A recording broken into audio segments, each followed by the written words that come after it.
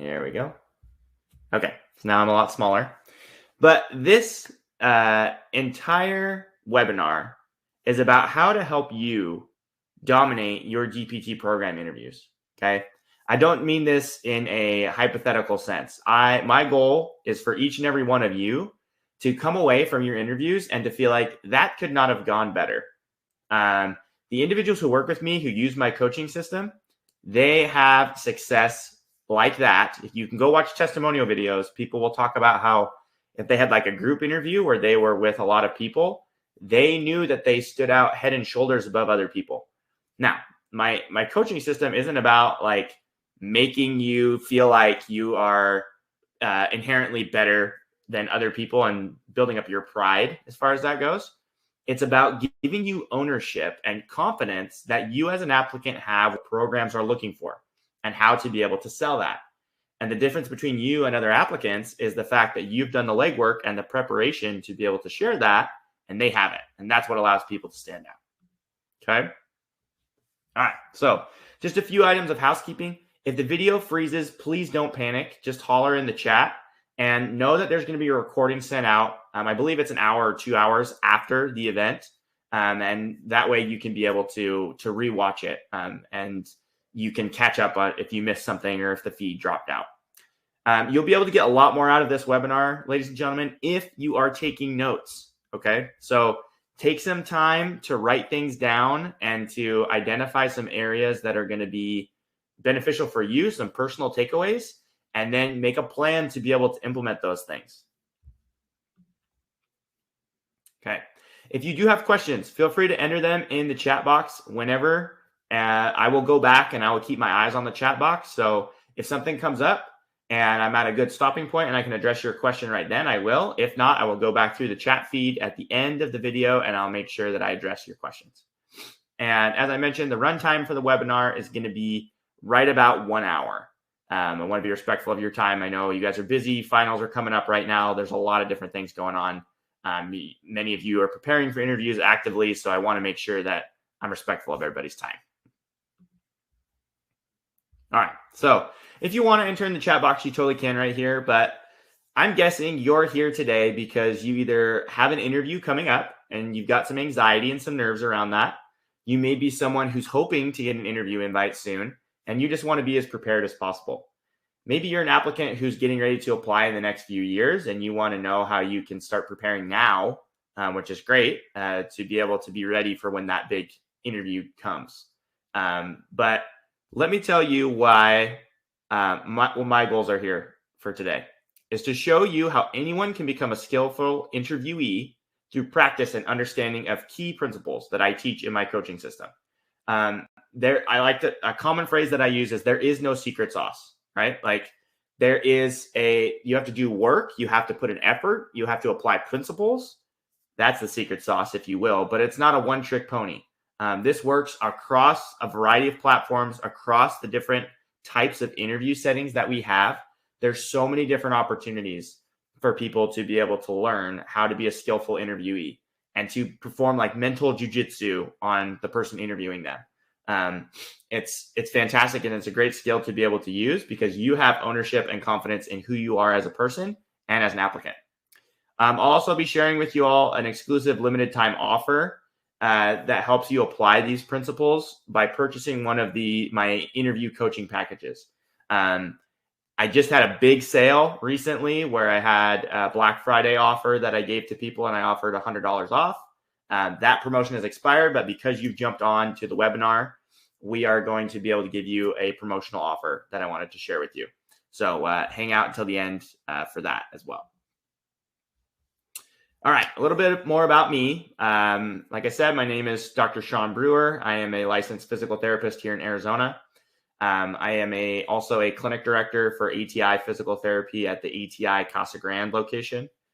We have a great group of clientele there. We're the busiest clinic in the East Valley. The clinic has only been open for about a year, but we've just absolutely exploded because we've got great providers.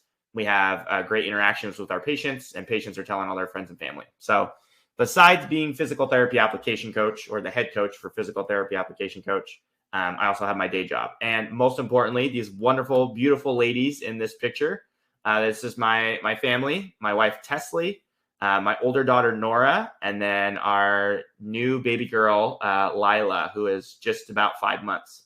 And Nora is she's going to be 3 in March, but she's 2 and just growing and learning more and more every day. Lila's rolling over. She's sitting up on her own.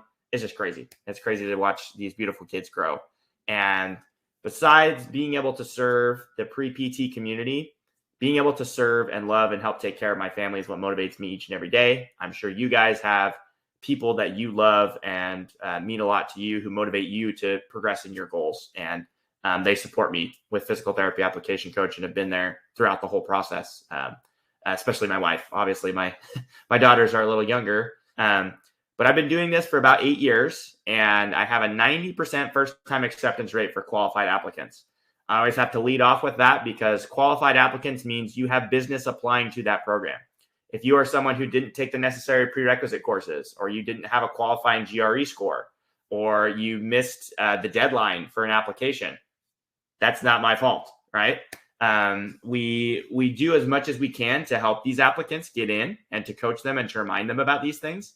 But if it's due to applicant error or not qualifying for a program, that's not included in the statistics. But for those who are qualified, who apply on time, and who meet the necessary prerequisites to get in, we have a 90% first-time acceptance rate for qualified applicants, which I'm super proud of. I'll be talking more about this a little bit later, but I was selected by the NAU faculty to be on an interview panel to review application essays and to perform interviews for 17 incoming applicants. So it was myself, it was a faculty member and an alumni of NAU's program, and the 3 of us would ask questions to a panel of interviewees as they came in. And I learned so much from that process that just solidified the need for services like physical therapy application coach, and also confirmed that the things that I had been using to help coach applicants were going to work and were successful and important in the actual event. In the last 3 years, and this number's grown. I actually need to update these. I didn't have time to update this slide in particular, but we're pushing 700, going on 800 application essays edited. And then mock interviews were right now between myself and my assistant head coach, Kyle, who's helping primarily with interview coaching.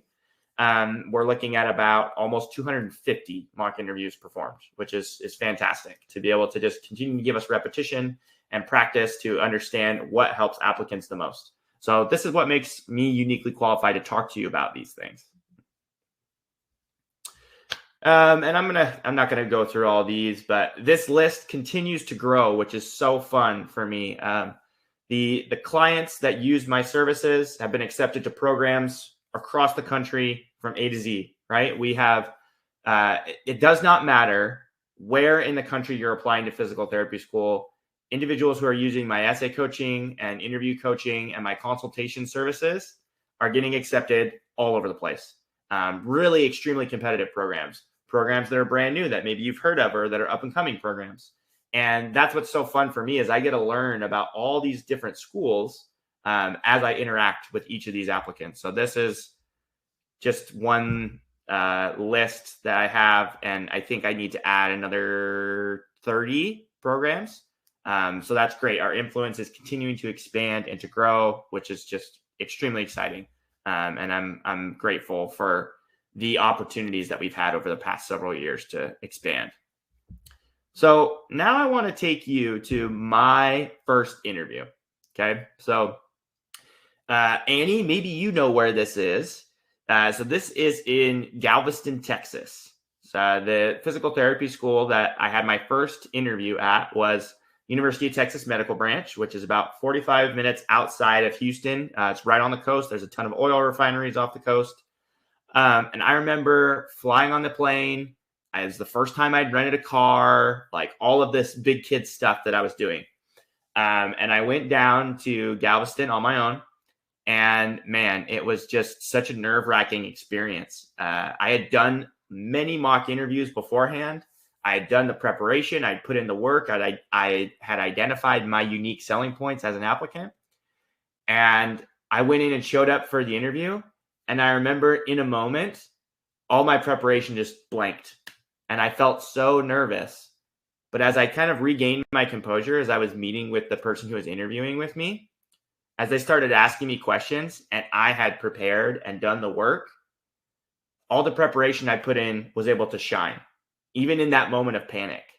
And that was something that I wanted to help each and every applicant who is applying to physical therapy school or interviewing at physical therapy school to know, is that when you show up to the interview, you have to have practiced in an environment that is extremely similar to the actual interview in order to be successful, right? It needs to be a similar high stress or high pressure situation in order for you to have the same mental dexterity to be able to go forward and to apply that in an even higher, more stressful situation. The inherent nature of the coaching system is, I know and you know that it's not a real life interview, right? But it's close. It's as close as we can get, right? And that preparation helps you stand out head and shoulders above other applicants who are like, I'm a good interviewer. I have great skills with interviewing. I know I'm going to knock this out of the park, right? Well, we need to make sure that we can be confident about that, and putting you in real life stressful situations. That's when I first started to see, because I had prepared well, I was able to perform well. And that's what it comes down to with my first interview. Everything you've worked so hard for the past 2 to 6 years all comes down to this interview. Okay. This, you could literally, if you only get one interview and you get accepted, guess what? You get to move on and to progress in your goal of becoming a physical therapist just as much as someone else who got accepted to 15 schools, right? So it only takes one acceptance offer to be able to move towards your goal. And everything you've worked so hard for the past several years comes down to this interview by and large. There's so much work that goes into it, but 15 to 30 minutes could make or break your application. And I want to make sure that it ensures that you're going to be able to cross that finish line and to be successful. So right now, when you're preparing for interviews, this is the time when you empty the tank and you prepare like your entire application rests on it. Rests on your success with the interview, because in many accounts, it does. Once an applicant reaches the interview stage, they've pretty much reached an even playing field with the other applicants that are invited. And at that point, the program knows that you are a serious applicant who's in contention for one of their spots. And it's a matter of making sure you're the right type of person that's going to fit with their program and is going to fit with this profession. Now, the other thing that I've seen is I've had 4.0 GPA students come to me after they had applied to a program because they had multiple interviews and didn't get accepted. And I asked them, like, okay, well, I kind of want to, evaluate what's going on, much like we do in our profession. If you've gone to multiple providers or you've gone to multiple experiences and it hasn't worked out for you, what have you done previously? And I learned that they didn't prepare because they thought their GPA was enough to get them accepted. And that simply just isn't true. You guys, in this day and age, it's very difficult to be an applicant. There's this very high expectation of having very high GPA, high GRE scores, being a very well-rounded person who has lots of different experiences and is someone who's involved in the community. Like there's a lot of pressure on you. But to be able to sell that in a convincing fashion, instead of just saying, well, accept me because I have a 4.0 GPA, right? Like we're seeing that more and more, that programs are now, they're almost starting to look a little bit less at the metrics and more about seeing, who are you as a person? How are you going to interact with your colleagues? How are you going to interact with your future patients to ensure that you're going to be someone who can successfully step into the profession? So that's where the 3.0 studs come in. I've had applicants who have had horrible GPAs. Now, I'm not advocating for that. I don't want you to think that, yeah, I can go and have a 2.4 GPA and still be a successful applicant. You can. It's happened. I've got multiple testimonials of people who have lower GPAs that I've been able to help get into PT school. But that's not the ideal, right? Like it's so much easier to get into multiple programs and to have options. If you score well with your GPA, your GRE, you have lots of observation hours, and you're a killer applicant with the interview skills, right? But this is where I've seen on both sides of the spectrum, whether you have really high GPA and you think you're awesome, or a low GPA and you think you've got some ground to make up, usually it's the people who work the hardest on building up their interview skills that have more success once they reach the interview stage versus those who think that their GPA and their GRE and their observation hours will carry them through to the interview, to the acceptance offer, I should say. Okay. So I'd mentioned this before, but when I was at NAU, I was interviewing applicants with the panel of other interviewers. And man, I learned so much from this experience. One of the first things I learned was the difference between applicants who are prepared and those who just showed up, right? There's such a difference because the way that they presented themselves, the way they came across, the way that they were able to articulate their points, you could tell it was clear as a bell that they had put in the effort, right? So there's a difference between thinking you are a strong interviewee and being a strong interviewee. The difference being, if you've had you look back at the job experiences that you've had before, you maybe have had an on-campus job, or you've worked as a tech or an aide for physical therapy. A lot of times the interview process for these is not extremely rigorous, right? This is, at this point in your academic or your professional career, most likely this interview into physical therapy school will be the highest stakes interview you've ever had. And so being a strong interviewee, being prepared for that type of experience is very different than thinking, well, I've done good at other job interviews I've had. I've gotten accepted. Or if I've had an interview for a position at school, maybe in a leadership program, I've done well for that. I think I'll be fine. That is such a trap, and I don't want you to fall for that. You need to identify where are the best places I can go to be prepared and to be able to be successful. Something else that I really learned when I was interviewing these applicants was you need to use stories to showcase your strengths instead of just telling me why you're a great applicant, right? So one example I'll give you was we would ask a question about how would you work with a difficult or a non-compliant patient? And I had an applicant who would just talk my ear off. She literally was just rambling for probably about 4 minutes about all the things that you could do to help someone who's a difficult or a non-compliant patient. Versus you have an applicant who pauses momentarily, which just brings me to my next point, right? Who pauses momentarily and then is able to look at you square in the eye and deliver an articulate response that is backed up with real life experience.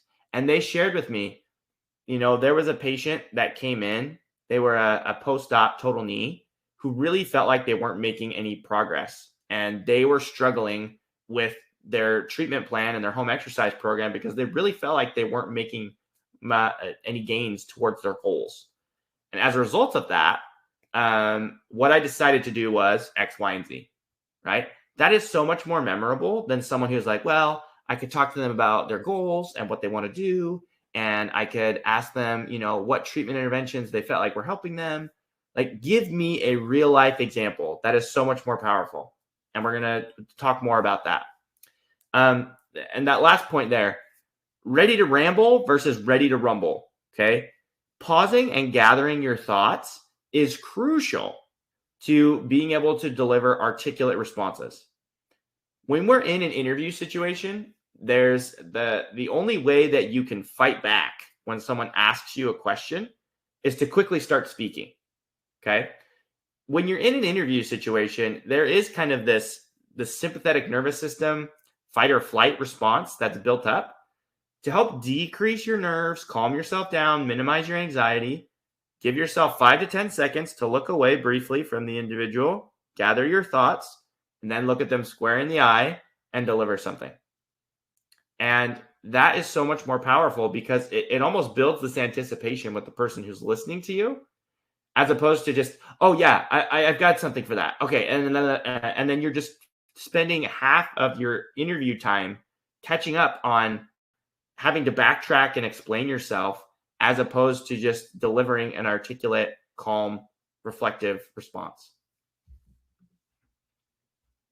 Okay. So interviews often are stumbling blocks for many applicants because the one of two things: the overconfidence effect, meaning they think they're a lot better than they actually are, and therefore they don't prepare and they're not really aware and confident of their unique selling points. And the underconfidence effect is someone who's like, you know what, I'm not as good as all these other people. There's no way that I can be prepared and that I'm going to do as well. I don't even know why they gave me an interview invite. I guess I'll just go and do the best I can, right? On both ends of the spectrum, your preparation is going to be the same. It is knowing yourself, know thyself as an applicant, and be able to dominate in your ability to articulately convey why you deserve a seat in that program. You're not worried about comparing yourself to other people or feeling like you have to stiff arm someone to get a space in that program. You legitimately believe that you deserve a seat in that program.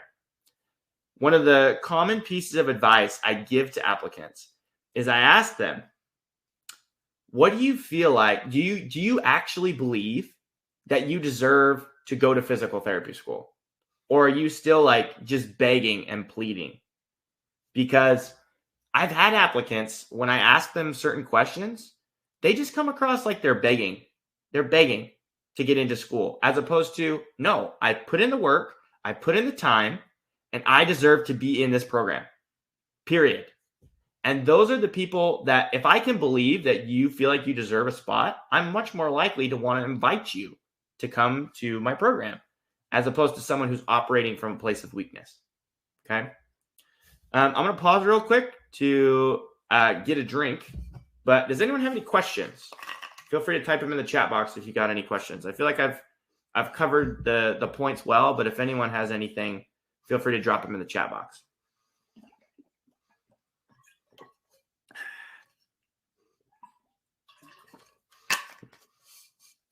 And if not, everybody's good. That's fine. We can keep rolling. There's a little delay on the chat, so I'll just wait it a little bit. Let my vocal cords relax for a second.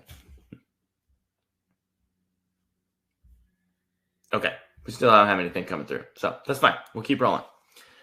So how do we overcome the overconfidence and the underconfidence effect? The preparation, like I said, is the same. Okay. So step number one is to practice.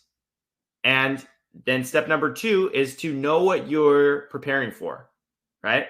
So how can we accurately practice if we don't know exactly what we are getting ready to do? And those are the different components of doing some recon, figuring out what things do I need to do? What things do I need to understand about the interview structure to help me be ready for when I show up for my big day? So a key component to practicing that I want to talk to you guys about is preparing versus memorizing. Okay. This is something that a lot of applicants get confused when I'm working with them. Memorizing is when you hyper focus on answers and delivering them perfectly. And then if someone asks you a question that you either haven't prepared for or that doesn't perfectly align with what you have memorized, you freeze or you freak out. And then you become generally more fearful and anxious when you show up to the interview because you're like, man, I hope they only ask me the questions that I've memorized, because if they don't, I'm in deep trouble, right? You need to accept the fact that there is no way possibly that you can have an answer ready for every single possible question that they could ask you at the interview. And you want to know why that is? It's because by and large, there's so many questions, and schools change their questions year after year. It's kind of like the GRE. There's like core, vocab words that you should understand and you should know. There's like core interview questions that you should have a good working knowledge about, and you should be really confident with those. But don't be surprised if they ask you a one-off question that maybe you've never heard before or you haven't been prepared for. But if we do the next thing, if we are prepared, you're going to have a strong grasp of the key points that you want to convey and to sell to the admissions committee. And you are confident in who you are as an applicant and that you deserve a seat at that program. You've got like mental flashcards of the ideas you want to convey and to share. You have an inventory of your personal experiences that you can share in story form instead of just telling people or regurgitating some type of canned response, right? You have uniquely personal experiences that you can share. And you've built up a reservoir of content that can be used to respond to questions that you may not have been prepared for. So if you prepare in this way and you identify what are the things I really want to share, what are the experiences I want to talk about, what are the main talking points I want to bring to the table, if you've got all that identified and then you show up to the interview, you'll be so much more prepared as far as that's concerned. Okay. And then again, I want you to accept the fact, these people accept the fact that there is no way that you can be ready for every single question that they could possibly ask you. And you're okay with that. They accept that fact and they embrace it and say, you know what? I'm confident enough, cool, calm, collected enough with who I am as an applicant that I can step into any interview situation and I'll be just fine. I know I can do it. I know I have the mental pliability and elasticity to be able to respond to whatever questions they throw at me. Okay, so now let's talk about most common interview formats. Okay, so there's a one-on-one interview, which is what we're traditionally more used to. You have someone, whether it's a supervisor, a potential supervisor, or a professor, different things like that, interviewing you. Then you have a panel interview, which consists of a group of individuals interviewing you and asking you questions.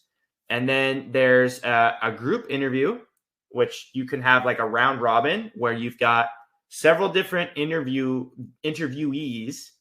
being asked to answer the same question by a panel of interviewers.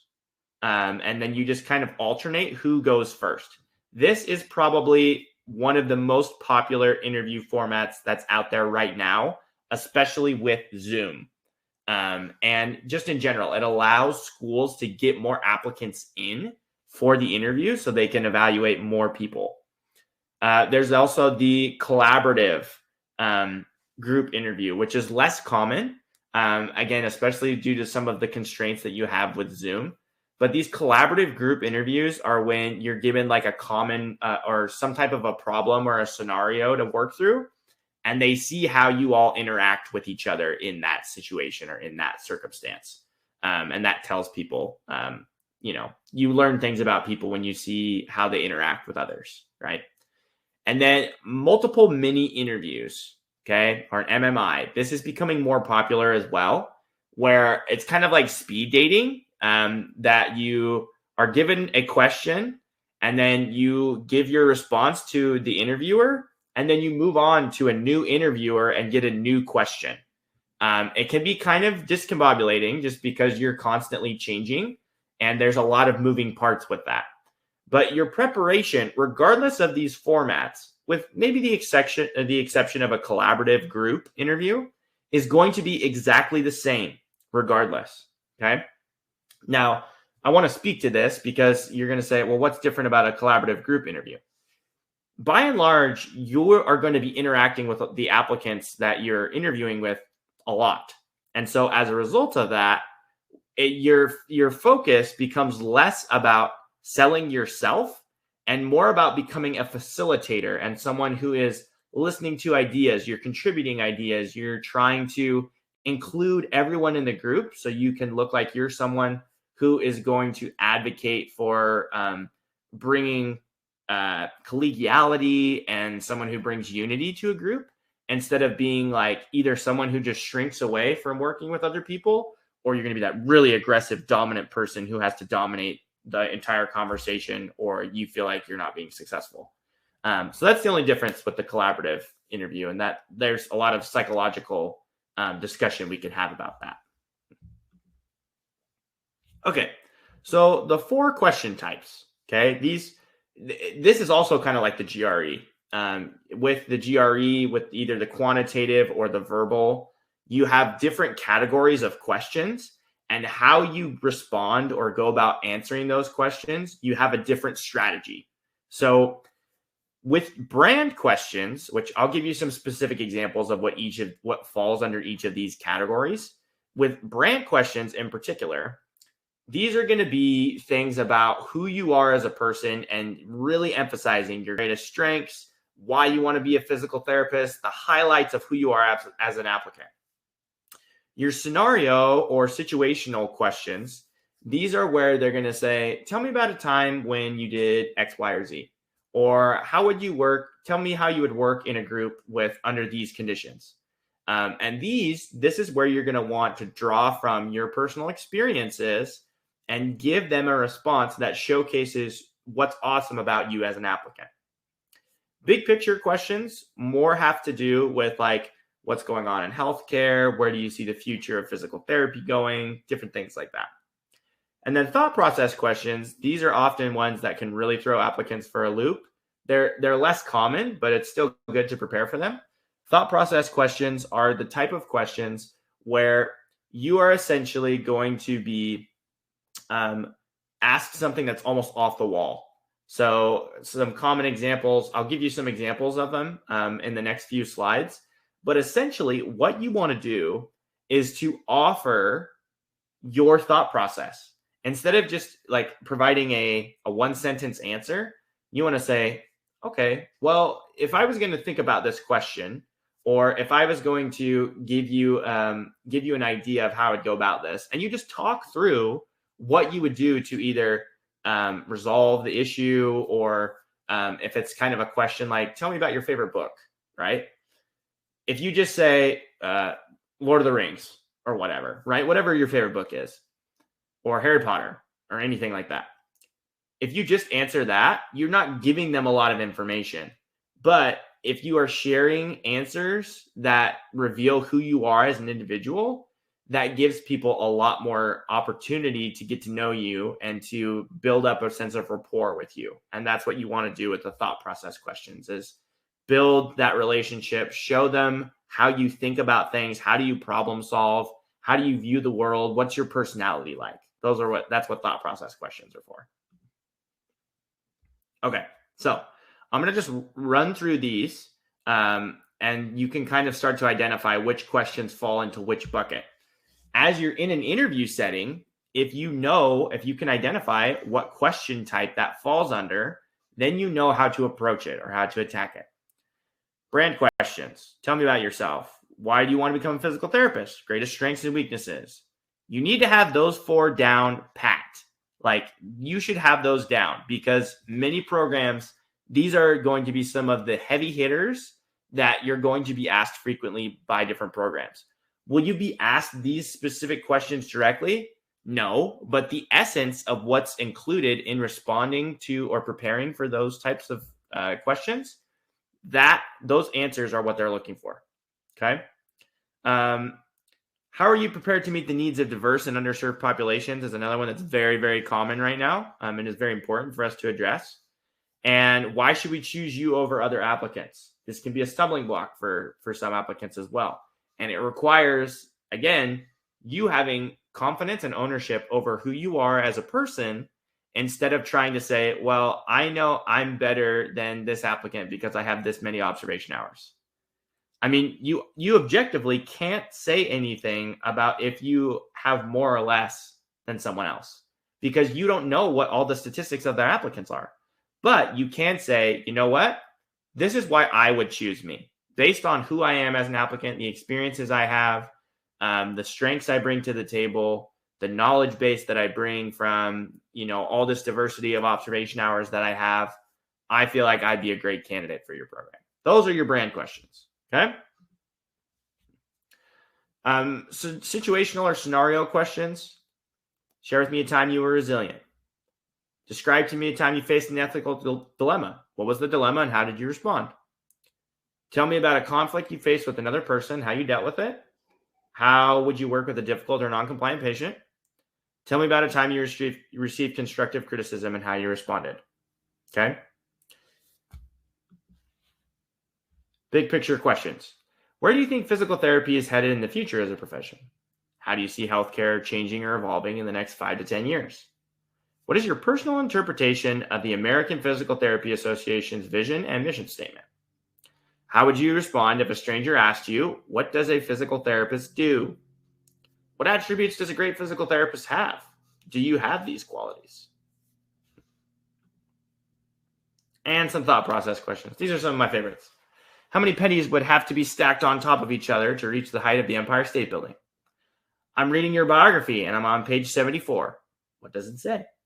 If you were stranded on a deserted island and had no available means of escape, what 3 items would you hope to have in your possession? Are you willing to fail? Okay. So you can see how all of these different types of questions have different flavors to them and how your responses would go about. Let me give you an example for the thought process question. Okay. So if you're on page 74 of my biography, what would it say? Well, for me, I'm a very simplistic person. And when I read books, I really want to get like, what are the values or what are the like big life lessons that people can gain from whatever they're reading. And so I feel like my biography would be very simple, straightforward. I would have at least for a lot of the adult years of my life, or like from teenage years on, I would have like 1 page per year. And I would talk about some of the big life lessons that I learned, and maybe a story or 2 that would talk about like how I learned those things. So on page 74, let's just say I spend a couple pages on, each year. I would be maybe in my 30s, and there's some lessons that I'm learning during my 30s and talking about more particular how I'm transitioning in my career and learning about taking the knowledge that I've gained from school and how to apply that in real life, and how to work on improving myself as a clinician while balancing a heavy family work-life balance. Those would be the lessons that I'd want to talk about and how I was able to successfully navigate those and give something to the future, right? So that's just an example of how people get to know more about you and who you are as a person as you share that type of response. Okay, so before I get into the exclusive offer, I'm going to take another drink break. Does anyone have any questions about the different types of questions or the different interview formats, anything like that, before we move on to talking about the coaching offer? And again, I'll give it a few seconds here since there's a bit of a delay in the chat when it comes through. Hopefully this is making sense and you're picking up what I'm putting down, but okay, Scout, let's see here. How do you recommend developing a strong grasp of your key points? Practice questions, unique selling point worksheet? Yes. Yeah, so Scout, I really feel like that you doing mock interviews to really identify, can I quickly identify these things? There's within my coaching system that I have, there's all of these self-evaluation worksheets that are out there. But I feel like based off of the questions that I've given you today, if you were going to do no other preparation at all, which I don't recommend, but if you just looked at those questions and said, how would I respond to those? What do I feel like my unique selling points are? Then that would be my number 1 recommendation. Again, you have to ask yourself and to go a little bit deeper and say, the only thing that's really, truly unique about me as an individual is my personal life experience. You can look at it from a different perspective of nobody has gone through the exact same set of events and the exact same experiences and developed the exact same strengths as you, at least in the process of that, right? So when you have opportunities to identify within yourself, what are some unique things that I've experienced and what are some of the unique attributes that I've developed as a result of that, that starts to kind of paint the picture for you of some things that you can identify early on, and to help you start to build up, like, what's your brand, right? So if nothing else, I would start with focusing on your brand questions, and then that can allow you to develop who you are as an applicant. Scarlett. Oh, Scarlett, what's up? Grateful that you're on too. let's see here. How do I prepare for an interview like the Kyra assessment? Okay. So a Kyra assessment, for those of you who may not be familiar, is essentially you're going to be given a question and you have a brief amount of time to be able to mentally prepare yourself. And then you're going to record your response. And as a result of that, it's kind of like a screening interview, right? Again, Scarlett, I would recommend that you go through the same process like we've shared here, because by and large, the questions that they're going to ask you are going to be some of these introductory questions.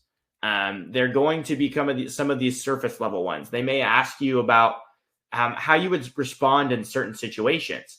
If you've mastered and you've identified what are my unique experiences that I can speak to and what I learned from those experiences, and you've also identified your unique selling points, you're going to be successful with a Kyra assessment, because it is kind of like a preliminary interview looking at, they can screen you in that Kyra assessment to say, okay, we want to know more. We want to learn more from this person. So the earlier you can identify what you want to sell as an applicant and be able to convey that, whether it's a Kyra assessment or in the actual interview, the better off you're going to be. But great question. And in many ways, you're going to do similar things with you would do for a virtual interview. You're going to make sure you have a nice, quiet place to be able to do the Kyra assessment. You're going to be looking looking at the screen. I know a lot of applicants kind of freak out about that, and they ask, like, where do I look do I look at my webcam? Do I look at the screen so I can see the individual's face? More or less, you're going to just look at a comfortable eye level. And if you've got a person in front of you, you want to look at their face so you can respond to respond to how they're interacting, because that's the most natural thing. Human beings respond to the facial and emotional expressions of people that are in front of them. So if you are in a virtual interview, you're going to just look at the person's face and respond like that. Okay, Scarlett, let's see here. What kind of talking points should we touch on? Why did you choose this school? So that's another great question. Why did you choose to apply to this program? I've had applicants kind of show up and they say, you know what? And this will probably be the last question we'll take until we get through the exclusive offer, but I want to address this, Scarlett. It's a good one. So why should we choose you? Why did you choose to apply to this school is a question where, again, you need to do your research and you need to have an articulate answer as to why you would choose that program over another program. If it's something as basic as like, well, it's close to my house or the tuition's cheaper, that's not really going to ring any bells for anybody or to make them be really excited about why they should choose you as an applicant. You want to look back through the program's website and the information that they give you and ask them specifically, or ask yourself specifically, what is unique about this program that why I want to attend here? Is it because they have a lot of pro bono outreach programs that I can get involved in? Do they have humanitarian trips? Do they have a particular clinical rotation structure that you really like? Is it the fact that they have a research emphasis that you're really interested in? The more specific you can get, and that usually just comes from being invested in doing your research, the more specific you can get, the better off you're going to be. So great question. Great question. And again, if you got other ones, hang on to them, and then I'll get to them at the end after we go through the coaching offer here. Okay, so I mentioned that there's this exclusive offer. I wanted to go through what's included in this offer, okay? 2 1-hour coaching sessions. These are intense mock interview coaching sessions that will allow you to be successful and to help you be prepared for the real situation that you're going to be in with your interview, all right? Now, again, it's different to do a mock interview with your mom or your dad versus someone who has interviewed hundreds of applicants to help them get ready for physical therapy school interviews. So I'm not saying that doing mock interviews with your parents isn't good. Who knows? Maybe your parents are professional interviewers and they're probably way better at it than I am. But you want to work with someone who is close to the type of situation that you are preparing for. And who's going to be able to give you real critical feedback about what you're doing as an applicant and that's successful. In these mock interview sessions, we're typing down notes as you respond to everything to give you feedback. We also allow you, if you want to be able to record the Zoom call so you can go and kind of watch your game film. It's incredibly beneficial and useful to be able to do that. So I'd highly recommend that aspect alone is worth its weight in gold for the 2 hours of interview coaching. You get 1 hour of video course content that's going to help reinforce a lot of the principles that we've talked about today. My top 50 interview questions that I'd recommend. Again, I can't prepare you for everything, but these 50, if you cover your bases with these, you're going to be solid. You're going to be ready to roll. The self-evaluation worksheet, which can help a lot of applicants if you feel like you're stuck, kind of like what Scout was asking, is how do we have a strong grasp of our key points and our unique selling point? A PTCAS and a supplemental application organization table. Some applicants still choose to apply to additional programs even as they're in interviews. So it's just to help you keep your ducks in a row. My physical therapist financial manifesto is, as a profession, physical therapists oftentimes can run into financial struggles just because we do have pretty high student loan debt coming out of school. And it's to help people navigate that situation and to be able to accelerate their time to be able to achieve financial independence, which I believe should be every person who lives in America should have the goal of being financially independent. So that way they can take care of themselves and not have to worry about being dependent on anybody else as much as humanly possible, right? Then we've got the pre-PT to SPT survival guide, which has come in handy for so many of my applicants as I rolled this out the past couple application cycles. As you're making the jump from pre-PT to student physical therapist, there's a bit of a learning curve. I give you the top recommendations that I have from my own personal experience, as well as my classmates and other applicants. These are some things that I'd recommend, and that'll help you be successful and to streamline your transition. My recommended textbook and reading list. This one is really underrated as well, because let me tell you guys, I bought 3 textbooks when I was in PT school. I use one of them now. Okay. So by and large, most of the textbooks that you are recommended to purchase when you're in PT school, you don't need. You just don't. Because professors are going to often test you off of the stuff that they present in class, not necessarily everything that's in the textbook. So again, it varies from program to program, but I personally don't think you need to spend thousands and thousands of dollars on textbooks in PT school that you probably are never going to look at again, except for maybe every once in a while when you get out of PT school. And that information is already available on the internet by and large. And that's where you're most likely going to go instead of in a textbook. The top 25 least expensive DPT programs. Again, if you're at the interview stage, you're probably like, why do I need this? If you want to apply to any of these other programs, that's there and available to you. And that's extremely valuable. And the application checkup and what if calculator just helps you know how strong of an applicant are you coming in, and where this tool can also help you identify where are my greatest strengths as an applicant on my application. How can I sell these? And then how can I not compensate, but how can I be prepared to answer responses for maybe where I need some assistance with my application, and how to not be blindsided if someone asks you, hey, we saw you had a C in this one class. Why is that? What happened? Then you can just be identified. You can look at the checkup and what if calculator and say, you know what, maybe my GPA is a little bit weaker. Let me look at my transcript and identify, you know what, I learned this was a class that I took, and these are some lessons I learned from that class that made me a better student in the future. Okay, so this is the value of these items in and of themselves, just off the cuff, right? So this isn't how much it costs. It's just the value of comparison with my competitors of what is each of these items are.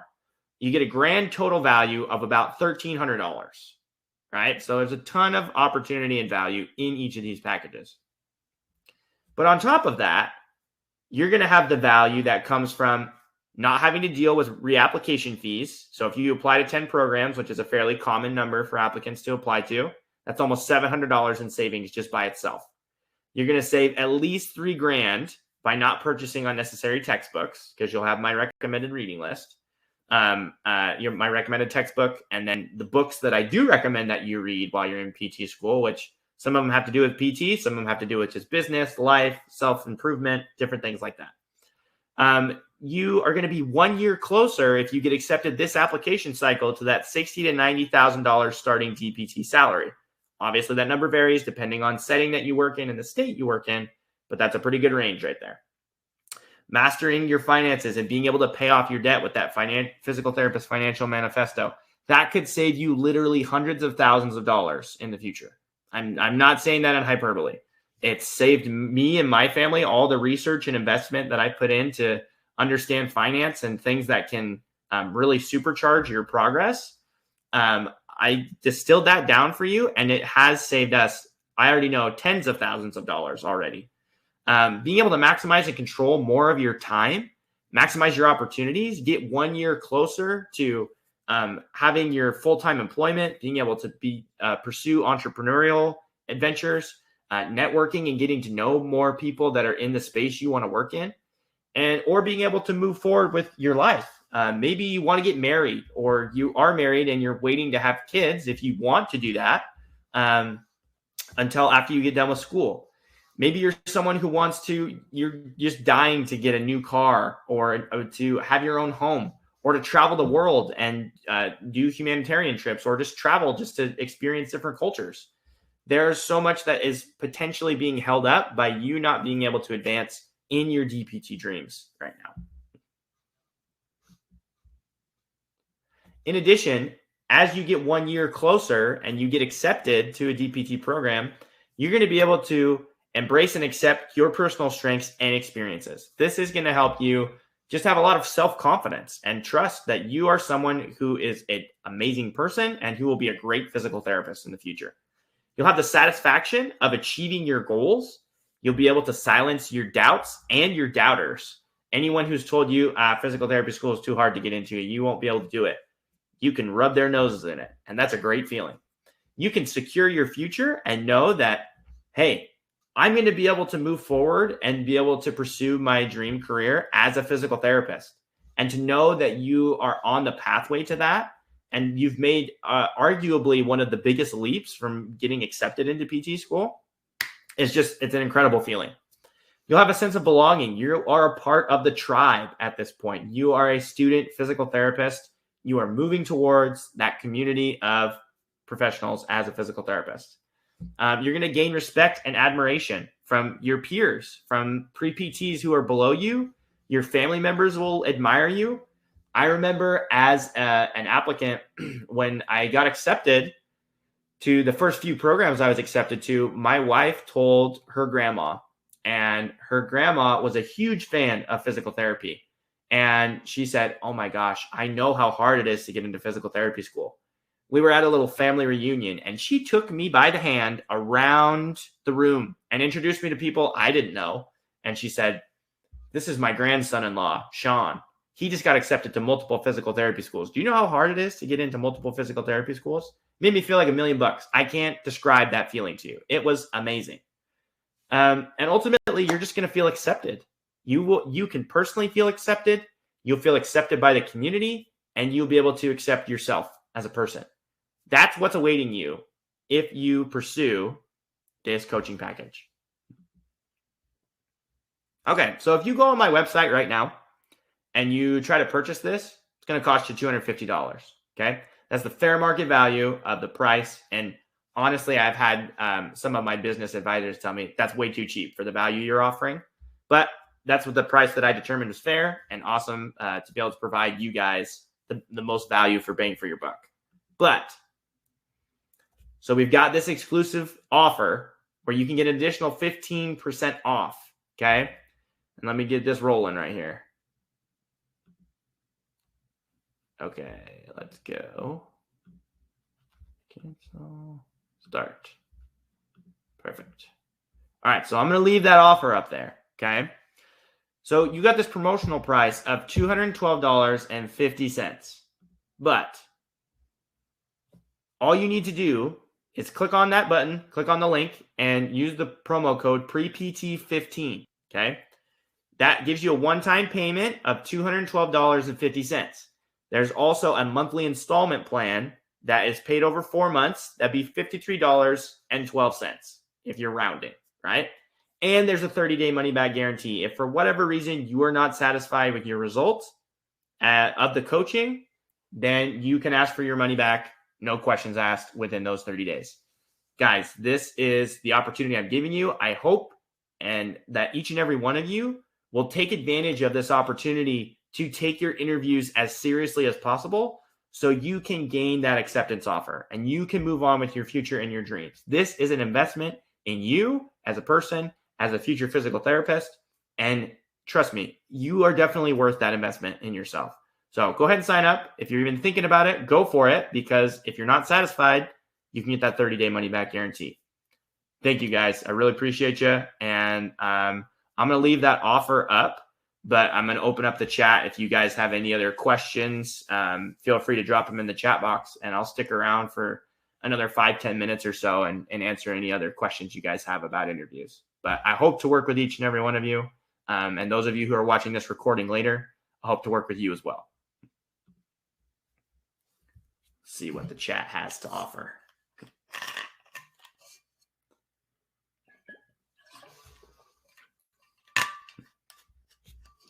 Awesome. Thanks, Scout. Scout's already signed up, everybody. He took advantage of that Black Friday promo. So I'm pumped for Scout. Any advice for video essay?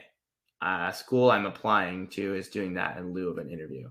So Scarlett, the video essay, give me a little bit more information about that. Is it going to be like the Kyra assessment where they're going to ask you like multiple questions? Is it just kind of like a generic, tell me about yourself? Like, what do you know about the video essay? Because it could be kind of vague. It almost sounds like it could be more of a Kyra assessment. But if the video essay is more of just like they're asking you to tell about yourself, why you'd be a good fit for the school. Okay, perfect. Thank you. That helps a lot.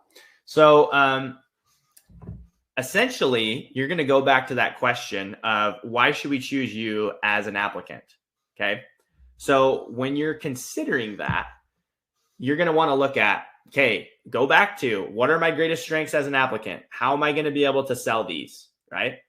What are the experiences I want to showcase and I want to talk about? So maybe I could give you, to help you out with that, I'll give you some of the things that I would talk about, and then you can apply that to your own situation personally, since it's kind of hard for us to fully describe that. Again, recommend coaching, which I know you still have, Scarlett, you still got a session to use. So, but we can talk about this more. What I'd recommend is that you look at, so for me, I would have said my pre-physical therapy, I was the president of our pre-physical therapy association. Thanks, Annie. Appreciate you. I was a research assistant.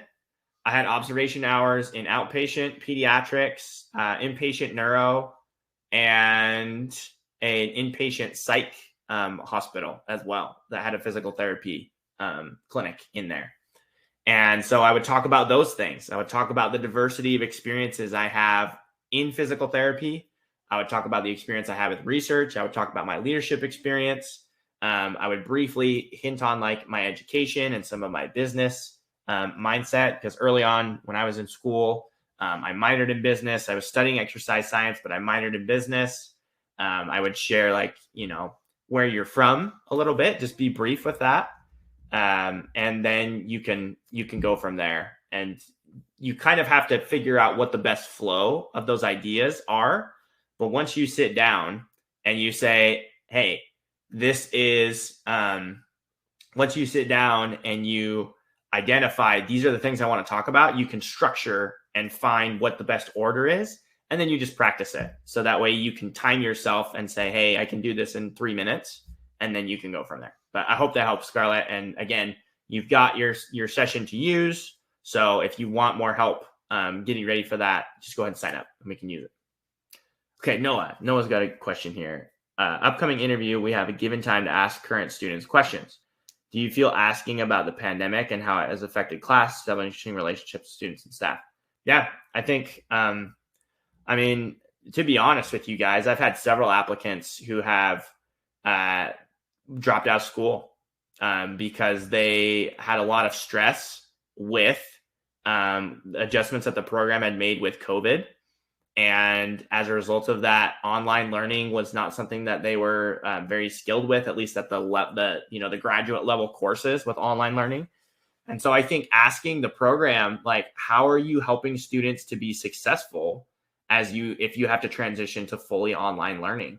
I think that's a great question, Noah, because it is something that is very challenging to people. And depending on where you live in the States, maybe you haven't had any issues with having to do in-person learning. Online learning as opposed to just in-person learning. So I think that's a good question. Let's see here. Do you feel asking about the pandemic? I want to be positive as possible. Sorry, my question got cut off. Oh, okay. Gotcha. So I think it's a positive question, but when you are asking students about their experience with the program itself, I don't necessarily think there's anything wrong with not being negative, but you want to be kind of critical and have an eye that's like, you are applying to this program. Like, they need to win you over as much as you want to win them over. Because if a school is like not willing to listen to its students, or they're not making adjustments to help you be successful, I don't want to go to that type of a program. So asking students those questions, they're typically not going to be evaluating you at that point. They're not going to say like, oh, did Noah ask a difficult question during the Q&A session? That's usually more about like student life and how the program operates, and kind of more of just like the logistical questions instead of the big picture type of things. But yeah, those are some things I wouldn't be concerned about asking about it. And I think it's a good thing, an important thing to ask. Contemporary issues of physical therapy. Too obvious, but I don't want to downplay the effect the pandemic has had. Okay. So contemporary issues in PT. Great question, Scarlett. So I feel like some things that have been brought up. The pandemic has given us a lot of opportunity, but it's also demonstrated some weaknesses that we have as a profession. And then we've had to adapt to that. So physical therapists, previously, we didn't really utilize telehealth medicine. And I would argue that even still, it's not the most optimal way to deliver the care of physical therapy. Having someone in person is better, but having someone communicating with and being educated by and demonstrating exercises in a telemedicine setting is better than them not working with a physical therapist at all. So I think you could talk about the pandemic and the stresses that it's put on the profession, but how it's given us opportunities. And I think that would be a positive way to be able to discuss things. I think something else that would be beneficial could be looking at, what are some of the issues, contemporary issues, is looking at, like, as a healthcare system in general, what are some effective things that we can do to make care accessible and affordable? And I'm not talking about universal healthcare. Okay. Personally, for me, that's a no-go, because in countries where you have universal healthcare, physical therapists don't get reimbursed. That's just, they don't. Like, look at Canada. All of those physical therapists are cash pay only, right? But those type of things, you could look at that and ask, if you've got some positive ideas that aren't like very politically charged, you could talk about those things as well. You could talk about the geriatric population and how we continue to have older and older individuals that are needing more and more care. How are we going to be able to meet their needs, especially when we have a shrinking number of healthcare providers, because there are a lot of people who are leaving healthcare because of COVID. They're just like, I'm done. I don't want to do this anymore. So that's something that you could address. You could look at continuing to build on direct access and making a physical therapist the providers of choice for musculoskeletal conditions. I mean, you could go look at the APTA's website to look at legislation and other things like that are in there. That's what I would recommend in general. Probably beat that horse for you there, Scarlett. But yeah, that's hopefully gives you some ideas of things that you could talk about. Anyone else? Okay, guys. Thank you so much for taking the time, and good luck with everything. If you have any other issues, or want to reach out, you can always email me. You'll get my email with the replay link that will be sent out to you. And you can always just reach out to me directly. But thanks so much and have an awesome rest of your day. And best of luck if you've got interviews coming up. Hopefully I'll be working with you or Kyle will be working with you as a coach. But we'll wish you all the luck in the world. Okay. Thank you.